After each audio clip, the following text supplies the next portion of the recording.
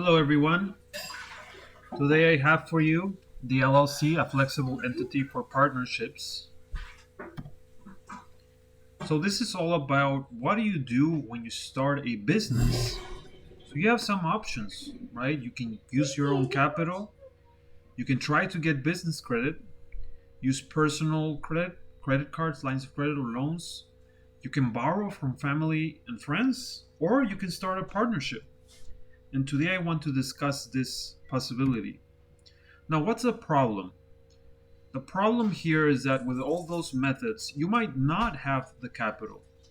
You might want to get business credit, but for that, you need to build business history, including financial statements, professional tax returns, and then have strong financials on top of that. So essentially, you have to become established or start working towards that in order to get some business credit. Now, if you use a personal credit, you're exposing yourself to a lot of risk in there. If you borrow from family and friends, you're risking ruining those relationships and additional liability going on there. What's the solution? Well, you might consider forming a partnership. The distinction here is debt financing versus equity financing, and this route would be equity financing. You're financing your business through giving someone else a portion of the business and the business profits in exchange of capital. Now, what type of partnership should you do? So, above all, don't form a general partnership. In terms of liability, it's essentially twice as bad as just being a sole proprietor, because as a sole proprietor, you're personally exposing all of your personal assets because the business is not distinguished from you.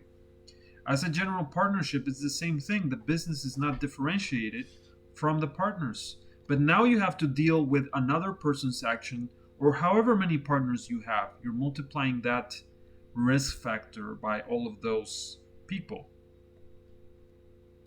Now, with limited liability companies and with corporations, on the other hand, they offer protection for both business debts and the actions of other partners.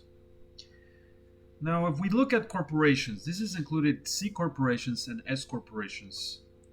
These have more formalities required, including bylaws, corporate minutes, and issuance of stock. They are less flexible when it comes to more creative structures. So the profits are allocated based on each shareholder's ownership percentage. And this is especially the case with S Corps, where this is a rigid requirement. Now let's take this example. We're looking here at Pepe, Cecilia, and Chris.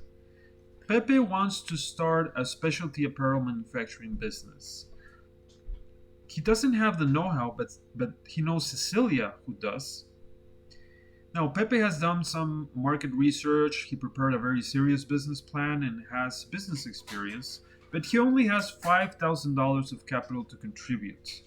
Now, Cecilia also can contribute 5K, but according to Pepe's calculations, they need a total of 150K to start. So, of course, they're short 140K. They find Chris, who can actually contribute $140,000 with some conditions. So they all want to be equal 33.33% owners of the business.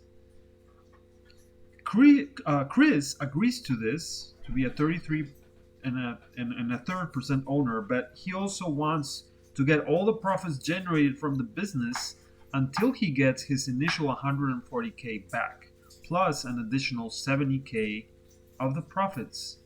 On the other hand, Cecilia would like to offset some of her taxable income and wants to get any of the business's losses in the first 5 years of operation.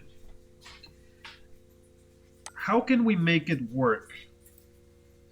We have some conflicting interests here.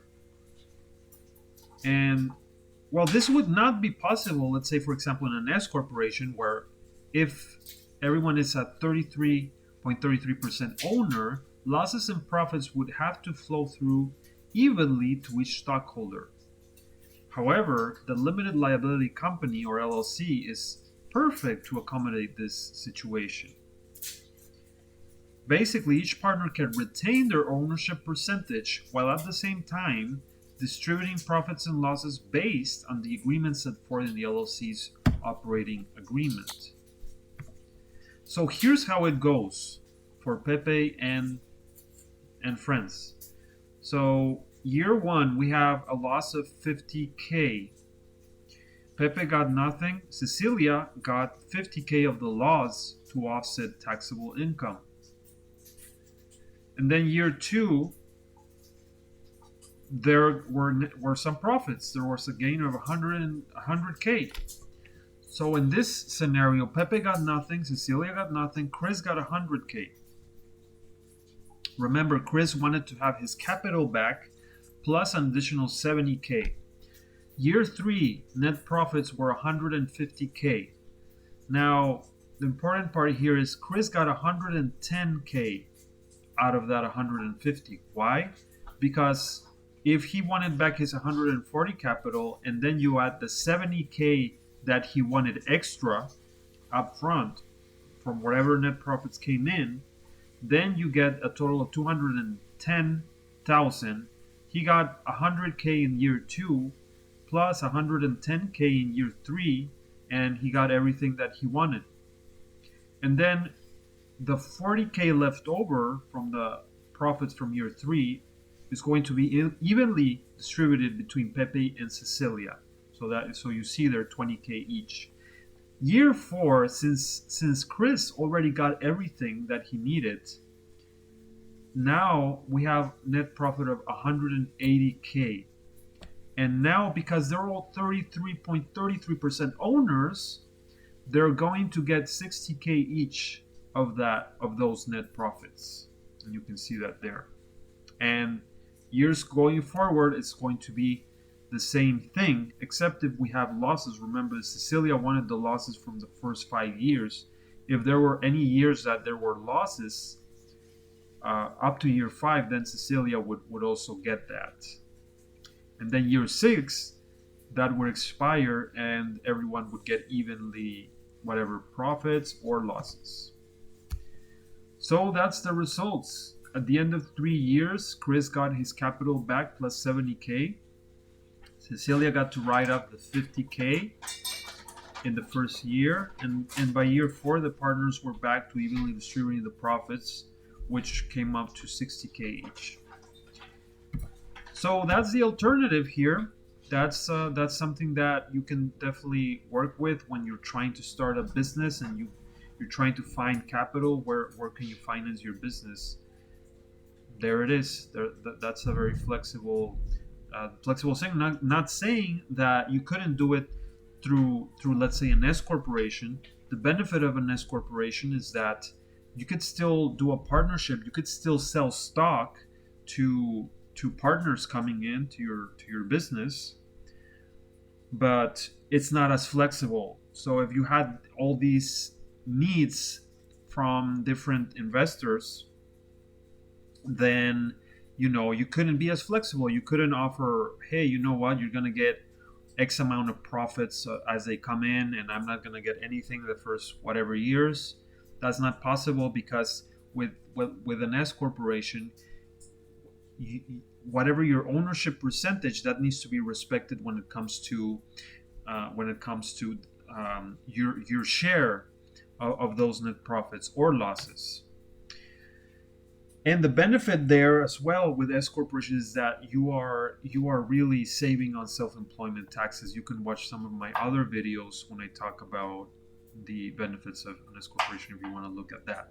So again, this is Alan Matei with Odyssey Accounting. If you have any questions, feel free to contact me. Reach out to me at my number or send me an email. Thank you.